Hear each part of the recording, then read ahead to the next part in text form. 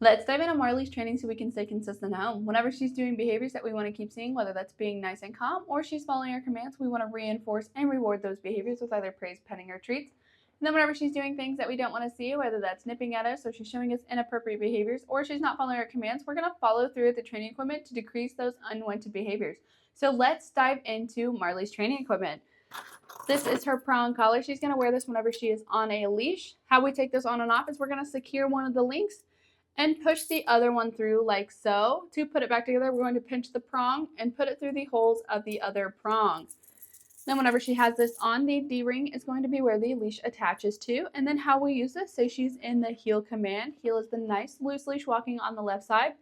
Say she pulls ahead or does something that we don't want to see. What we're going to do is say no to mark the incorrect behavior.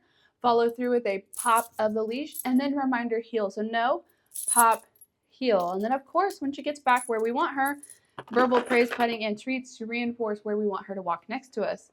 Now with her remote collar, how we turn this on and off, red dot on the remote and collar. We're going to touch these together. That green light on the collar means it's on, charged, and ready to go. On and off button on the back of the remote. We're going to push and hold until the screen lights up.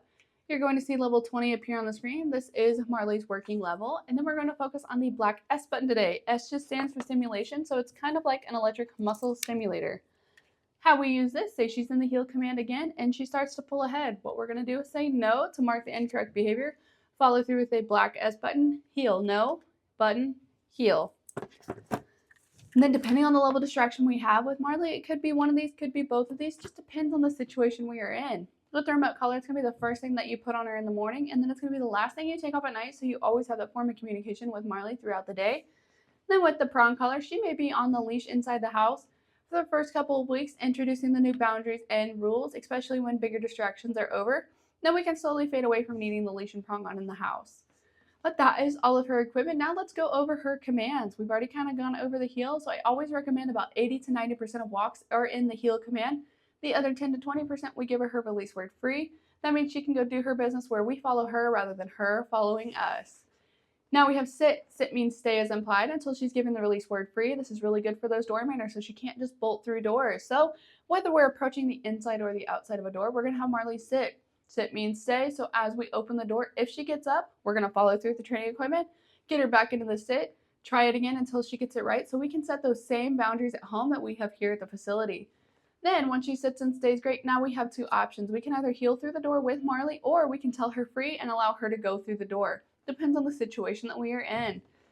Now we have down. Down also means stay as implied, and with all of her stay commands, whether it's place, down, or sit, we're never going to call her from a distance because then she'll get rewarded for coming to us and not staying in her stay command. So whether it's sit, down, or place, we're always going to go back to her and release her from where she's at. But say we're practicing the down command, we can do a distraction, whatever we're doing, and then whenever we're done, we're going to walk over to Marley, reward her as low to the ground as possible, grab the leash, tell her free, and then she's good to get up. But say we're practicing this and she gets up before we say that, or she comes over to us when we're doing a distraction. All we're going to do is grab the leash, guide her back to approximately where she was, put her back in the down, do whatever we did again, and then we can release her and reward her. So that way, even though distractions are happening, she knows she has to stay. Now we have place. Place is a boundary. Stay ideally on an elevated bed. This is really good for whenever you have guests coming over or when you're eating dinner, so she can still experience everything, but she's on a set boundary and isn't in people's way. So when first practicing this one, and especially with bigger distractions, I suggest having the leash and prong on in the house so you have access to guide her into different scenarios if you need to. And with this one, we're still not going to call her from a distance, so you're not going to walk 10 feet away and then call her to us because we're going to reward her for coming to us and not staying in this place stay. So we don't want to accidentally reward her for two different things. So when she's in place, say we have people come over.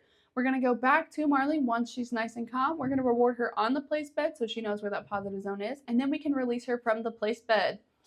Say whenever we release her off the place bed, you can still have the leash on her too, so that way if the guests are there, she's not too crazy with them and we can address issues if she has them. But say you're practicing this, people come through the door and she tries to break place or she gets up, we're just going to grab the leash, guide her back over to place, and have whatever happened again so we can reward her for staying when big things are happening. Now we have come when called. When practicing this one, I suggest a 30 to 50 foot leash so we can have distance between us but still have access to communicate with her if she goes too far and doesn't respond to us. So when practicing this one, let her be free, let her go get distracted and do her own thing. Once she's nice and distracted and there's distance between us, we can call her to us in a loud, firm tone, praise her as she's coming to us, backing up a little bit to invite her into our space. We'll have her sit, and then we can give her the reward.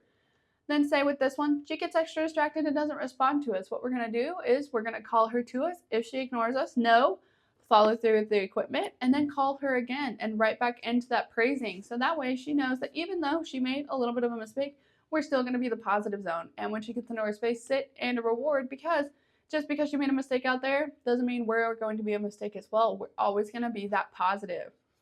Now we have leave it. Leave it just means don't grab that. When practicing this one, I always suggest having a leash on just so we can guide her into different scenarios if we need to. You're going to toss something on the ground. Start out with dog safe foods just in case she does pick it up. You're going to say leave it. If she does, great. If not, we're going to follow through with the training equipment, get her into a different scenario, and try it again. So she understands that just because something falls on the ground doesn't mean it's hers to grab. But that is all of Marley's commands. So we want to reinforce and reward the behaviors that we want to keep seeing. And then with the behaviors that we don't want to keep seeing, we're going to follow through with the training equipment so we can decrease those behaviors and we don't see them as often. But that is everything. We're going to have fun, stay consistent, and now we're going to watch Marley do her commands.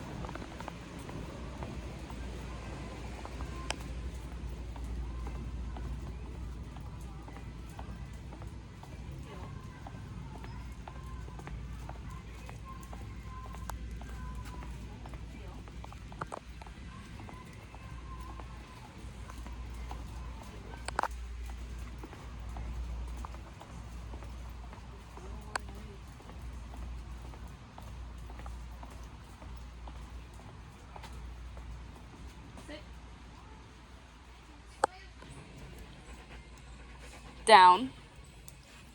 Good girl. Down.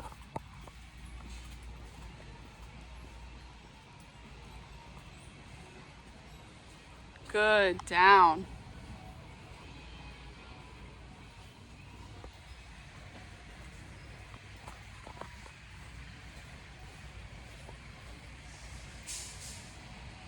Down.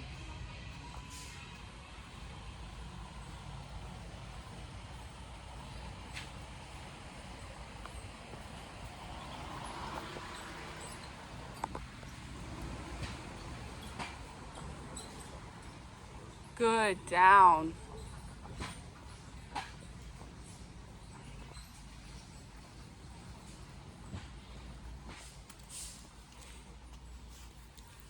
Good girl. Down. Free. Good job, Marley.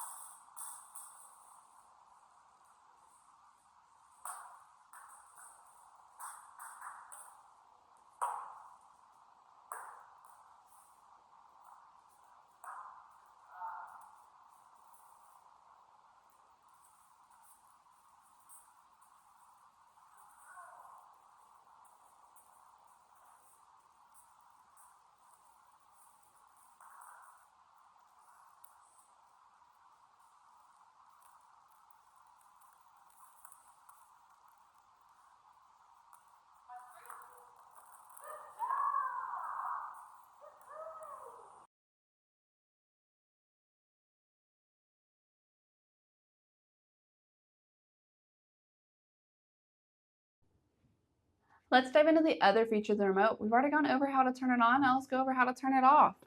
Same concept as turning it on. These red dots are going to touch together to turn off the collar itself. so that way she can't accidentally turn it off while she's wearing it. On and off button on the back. We're going to push and hold until the screen goes blank. Then I'm going to turn her back on. We're going to go over the other buttons. So we've already gone over that black S button. That is going to be whatever number you see on the screen. So right now, level 20 has been working for Marley. This does have 100 levels, so she's still on the very low end and aspect of this. But so when you press this, 20 is going to be what is going through the collar. But say that's not working for Marley, whether she's having too much of a reaction or she's not having a reaction at all, what we're going to do is hold down on this dial and rotate it to whatever number we need for Marley. Like if you're with bigger distractions, she may need a little bit of a higher level to communicate with her when she has a little bit more adrenaline going on. But right now, level 20 has been working great. So what I'm going to do is lock that into place by holding down until the 1D stops flashing. So that way we can rotate it and it doesn't accidentally change her number while we put it in our pocket. Now underneath the black S button is the red S button. This is a boost feature to use if she's doing something dangerous that could cause her harm, like chasing a car, chasing after an animal. So whenever I press it, level 20 is on the screen, but if you press the red S button, that's going to jump it to 45. So whatever number is on the screen is going to jump it 25 levels to communicate with Marley in the high adrenaline situation. So whenever she's regularly just hanging out, she's about here, but when she's chasing a car, she's up here. So we need a way to communicate with her whenever these things are happening. So red S is for emergency cases if she's doing something dangerous. Now on the other side, we have the T button, which is a vibrate feature. We like to use this to make sure that the collar and remote are on and ready to go. But sometimes when she gets further into her training, you can absolutely use it as kind of like a warning. Say she doesn't really need the stimulation, but she's about to cross a line, you can use it as kind of like a warning. Now on the back, the on and off button, instead of pressing and holding it, if we press it, it turns it into a flashlight. So if you let Marley out at night, you can absolutely still see her. So if you press it the first time, it's going to be a flashing flashlight. Second time, solid. Third time, turns it off. Now on the back, there's an M/C button as well. It stands for momentary or continuous. At the beginning of Marley's training, we started out at continuous at a very low level to introduce the collar in a positive way. Once she gets further into her training, we move over to momentary at a little bit of a higher level, and it should stay on momentary the rest of her training. Both the collar and remote are rechargeable. Charging port is under the on and off button for the remote. And the on or the charging port is in between the prongs of the collar. Then it does come with a dual charger, so you can charge them both at the same time, so you know how much they are charged and they're on the same path. It does stay charged for about 2 days if she wears it for 12 to 14-hour days. So if you charge it every other day, you should be good. But this will start blinking different colors once it starts to drain the battery. There are longer prongs in here for her remote collar. So say she does grow out her hair a little bit and you notice these prongs aren't making good contact because she has too much hair in the way, you can absolutely switch her over. But if she stays at the short length she is right now, these prongs have been doing great. Now at the bottom of the box, we also have a manual. If you're somebody that likes to go over it and just see what all features this remote has, you are more than welcome to. Like the vibrate feature is also a tone feature if that's something that you want for Marley. Both the collar and the remote are waterproof, so if they get wet, not too big of a deal. You just want to make sure you rotate it on Marley's neck if she's going to stay wet for an extended period of time, so it's not rubbing and irritating and causing a rash on one part of her neck. Then there also is a 2-year warranty, so if you have any issues, you can absolutely contact the company at the back of the box, and they can hopefully figure something out and send something over to you. But that is all of the other features of the remote. So just like in the beginning, we're going to have fun, stay consistent, and that's everything.